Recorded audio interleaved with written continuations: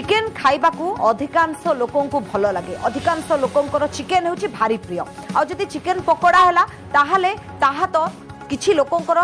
बहुत पसंद थाए बा प्राय समस्त ताको खाइबा को भल पाई थांती किंतु ए चिकेन जड़े व्यक्ति को एते कष्ट देछि तांको कथा सुनिले आपण डरी जिबे बा भयभीत होइजिबे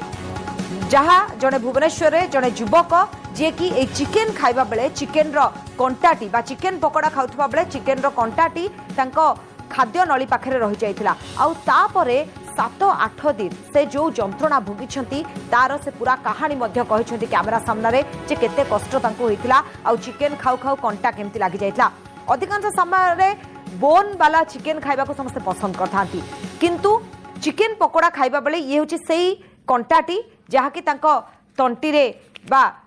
छाती पाखरे लागि जाइतिला जहा फल रे कि तांकू एभली गोटे कष्ट भोगिबा को पड़िला तो ये जो युवकों कथा आम कहूँ पवित्र सामल ए युवक जे कि गुरुतर हो पड़ते चिकेन पकोड़ा खाई सी बापूजी नगर रे चिकेन पकोड़ा खाइबा बेले हठात गोटे चिकेन रो कंटा को गिली देइथिले आ तापरे सी जंत्रणा अनुभव कले तो परवर्ती समय कौन है ना से प्रथम कैपिटल हॉस्पिटल